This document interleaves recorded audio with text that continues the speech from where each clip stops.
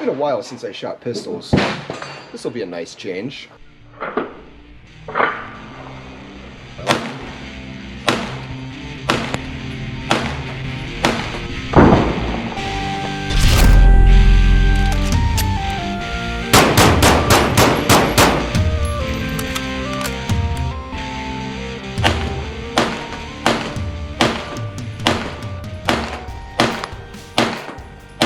Welcome back to the channel, Den members. Today's video is a review on a firearm that has been requested a couple times down in the comment section. That being the Bear Creek Arsenal 9mm Bufferless AR-9 with my very laughable $30 red dot test optic. I told you, I'm a man of my word, despite being a sub 5,000, not for long, channel. And that said, if there's other firearms you'd like to see us review on the channel, let me know down in the comments. I can't guarantee anything, but we will do our best. As always, I'm going to have everything covered in this video in a parts list down in the description and pinned comment. Go check it out if you're looking for more information. Now, despite Bear Creek Arsenal supplying us with this firearm, we are not receiving any kind of compensation for this video. They have had absolutely no input into our creative or lack thereof process in this review. As always, all the information, all of the experience, all of the opinions expressed in this video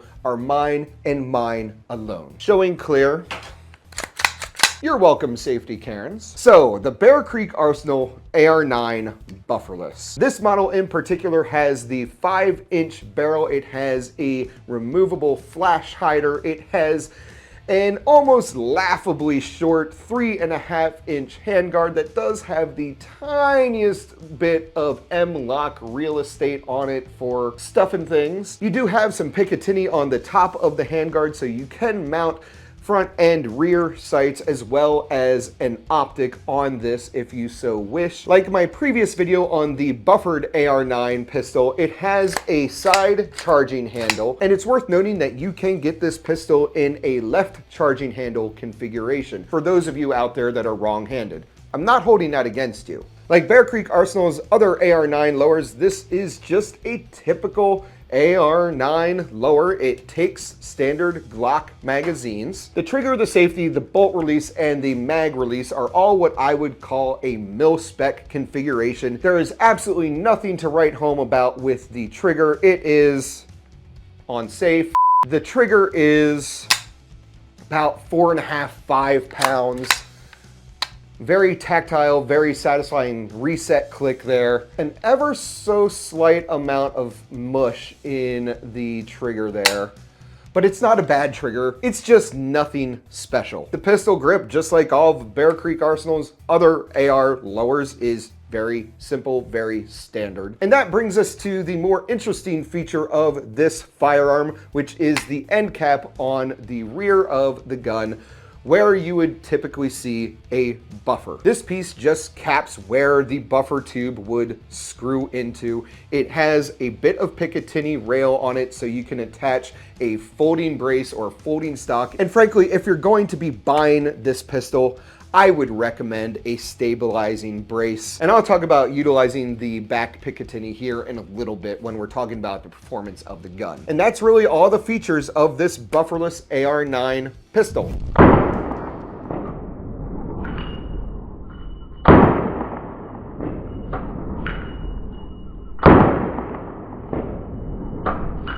To tear down the bufferless line of BC-9s, you would want to push through both of the tear down pins.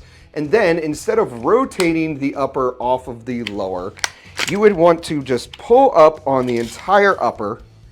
And with a little bit of doing, that actually came off very simply. You'll be able to get the upper off of the lower. That will reveal the spring and rod that allows the bolt in the AR-9 to reciprocate. From there, you have your typical AR-9 lower. Oh, and by the way, YouTube, I am showing tearing down this gun in the interest of teaching how to properly maintain your firearm. And therefore, I am perfectly within YouTube's guidelines. Now, the other part of teardown that I'm not really going to show is the removal of the bolt carrier group in the AR-9. All you need is an Allen key to remove the charging handle from the bolt carrier group, and the bolt carrier group will slide out of the upper. Reassembly is tricky. You want to have the spring already intact. Oh, look at that. Never mind.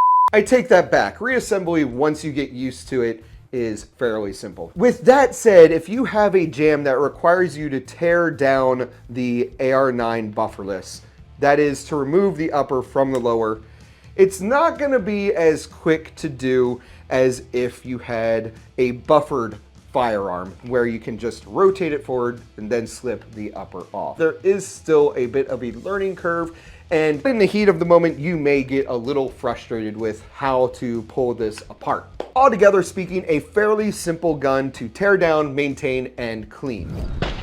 Because totally need to brace for recoil.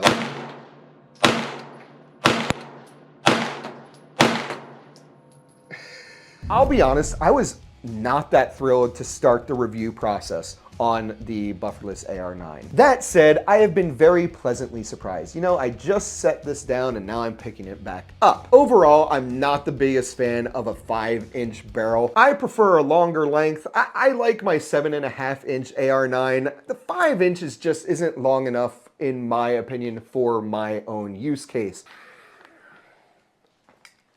From the factory out of the box without a brace or a stock, this looks like something that you would find in one of the new Disney Star Wars shows, and I don't have to tell you how well those have been received. As a gun that you would use without a brace, without a stock, yes, it is usable, and yes, it is fairly accurate.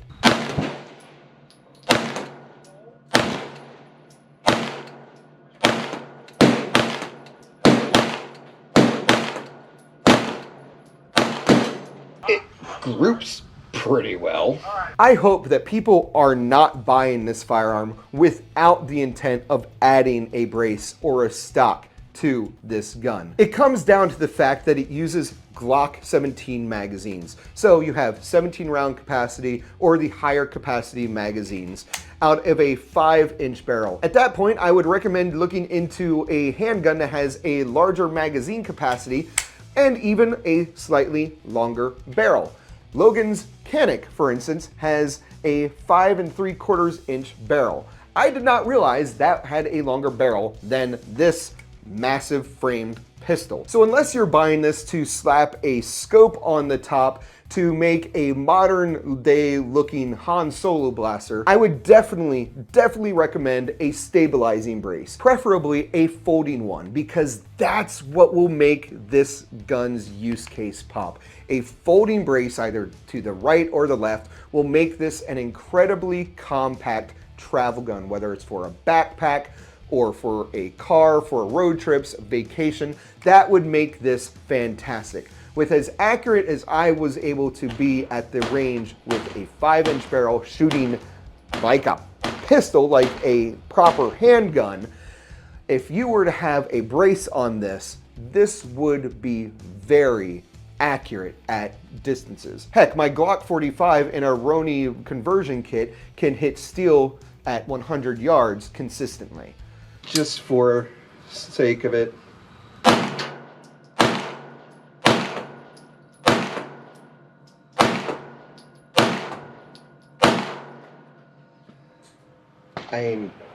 It would definitely be better with a pistol brace.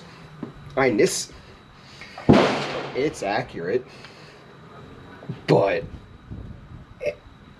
at this point, this is just obscene unless you put a brace on it and make it a little PDW. I hate that I don't hate it. With the few hundred rounds we have through this, we have had no malfunctions. This has performed better than the Bear Creek AR-15 that was sent, as well as one of my new favorites, my buffered AR-9 with the 7.5-inch barrel.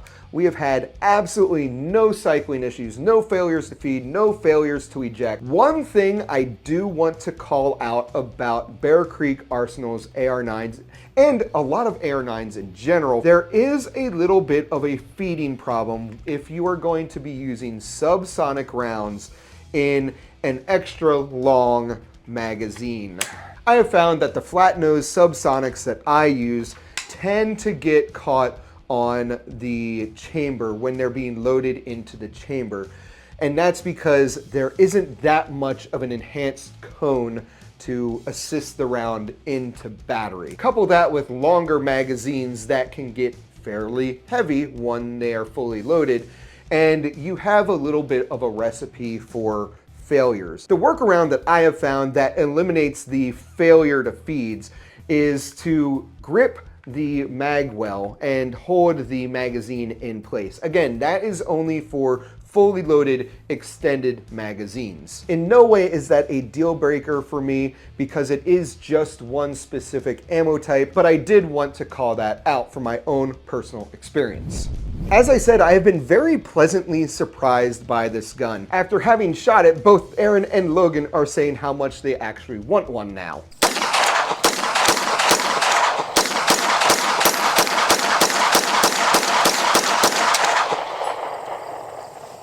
I like it. And frankly, I get it. It has been a very reliable gun thus far. It has been a lot of fun to shoot. There is no recoil. This would only be better with a brace or a stock instead of a glorified airsoft optic. But as a firearm that comes in just under $600, this is a very good entry-level AR-9, and it's just made more interesting being a bufferless and a side charging system. Thank you again to Bear Creek Arsenal for sending this over. It has been a lot of fun to shoot. Let me know down in the comment section what guns you'd like to see. We would love to hear from you. That's going to do it for this video, everybody. I hope you enjoyed it. If you did, please consider hitting the like button and subscribing to the Phantom Llama's Den. Go check us out on X, Instagram, phantomllamasden.com. Go follow us on Twitch, where we get really out of hand on the weekends. As always, don't take life too seriously and make it a great day.